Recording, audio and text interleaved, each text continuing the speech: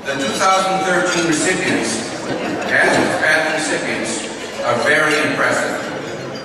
In your program book on pages 8 and 9 are bios and information on each recipient that tells you what they have accomplished, professionally and personally. The short videos you're about to see will tell you a little bit about who they are. The next presentation for the 2013 UMOS Hispanic Woman of the Year, and to make the presentation is Silvia Perez, the 2007 UMOS Hispanic Woman of the Year, and a member of the UMOS Board of Directors, and also the National Director of Corporate Relations for National LULAC. As Silvia is making her way to the podium, everyone has heard of Twitter? Well, let's see what is being tweeted about Maria Castrejon Perez. Watch the video, please.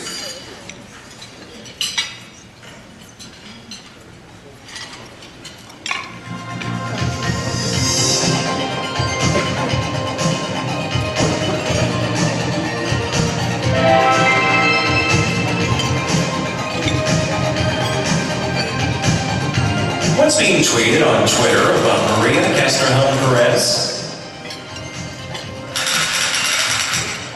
Maria is the best campaign manager I could have ever hoped for.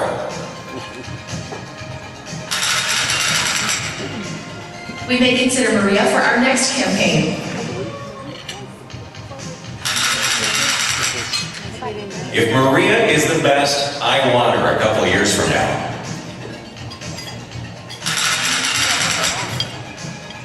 Maria gives of herself, off and on the job.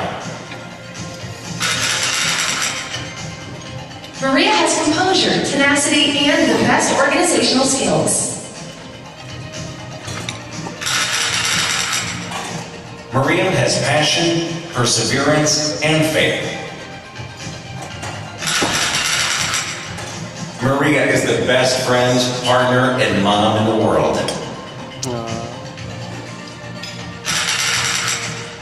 Maria is simply the best.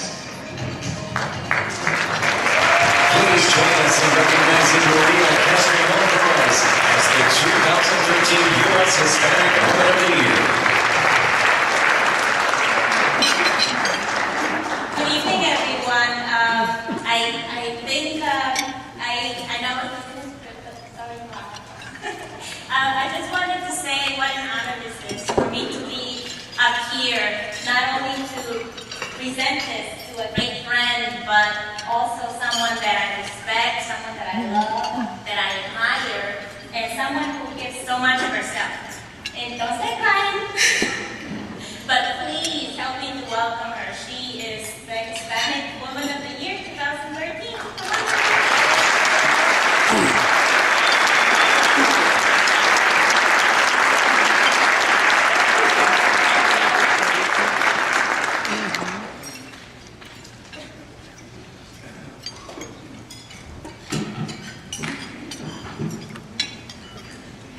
I want to say good evening to everyone. Thank you, UMOS. Thank you, the nomination committee. Dear friend and leader in the community, thank you, Coleman, for your nomination. I want to say thank you to our servicemen and women that are here this evening, our families, our friends, and our youth that are here this evening. For the past 35 days, I knew what my speech was going to be. I had it set. I would think about it on my way to work.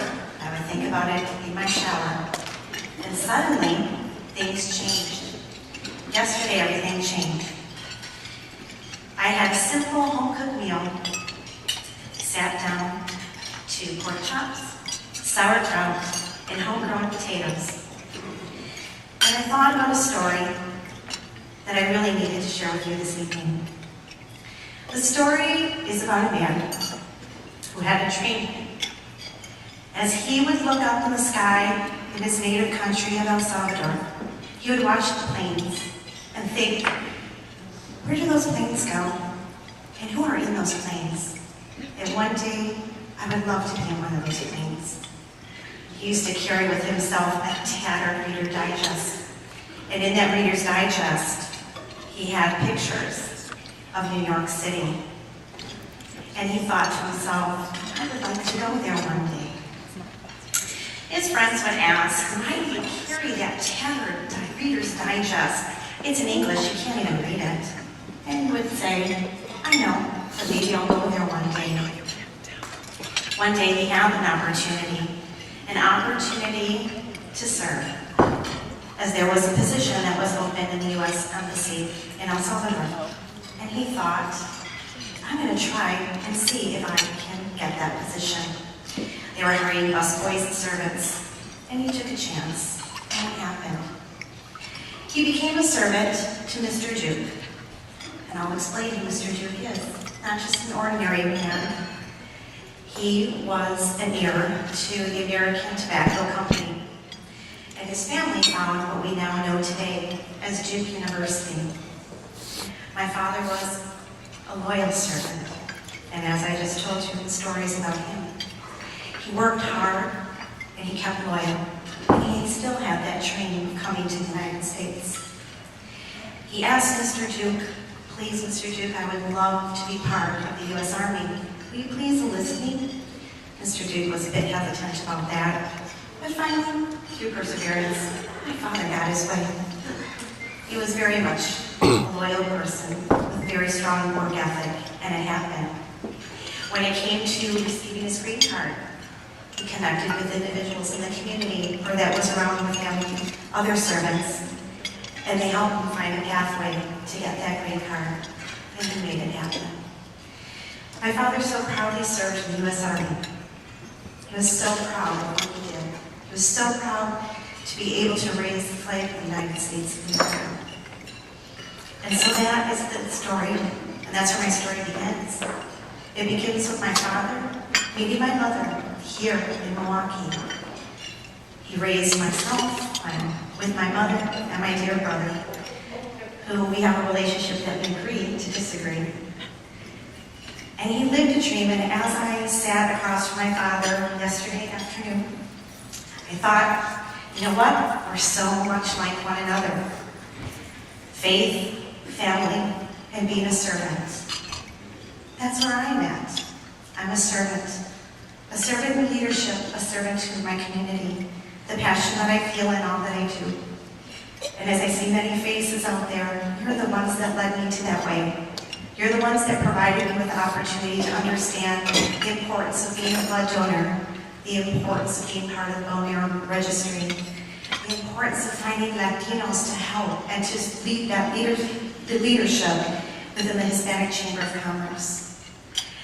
And the organization that I hold so dear to my heart, and the individual that has been my mentor and my dear friend, Daryl William.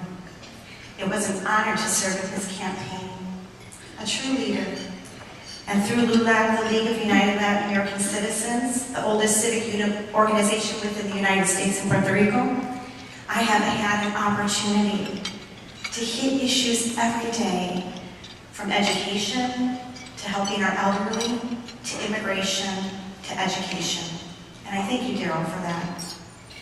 I'm also very blessed to always serve as a role model and a professional. I work in the best bank in America, U.S. Bank.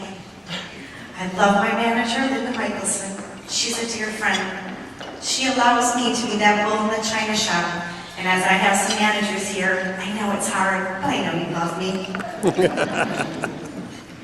This would not happen without Faith and my family. A small family, but a dedicated family that's always there to support me.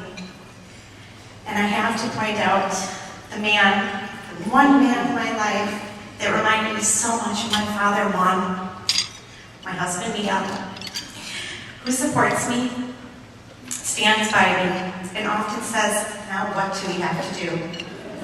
And my dear Evelina, where she says, Mommy, you always look really tired, and you're always running late.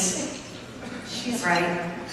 But one day she'll realize the reason that I do it is so that she can have her American dream. So I want to share one thing in closing. And this is from the book of Peter, chapter 4, verse 10. Each of you have been blessed with one of God's many wonderful gifts to be used to service others. Use your gift well. God bless all of you this evening. God bless this great country. And I thank you for allowing me to be the servant to our Hispanic community. Thank you.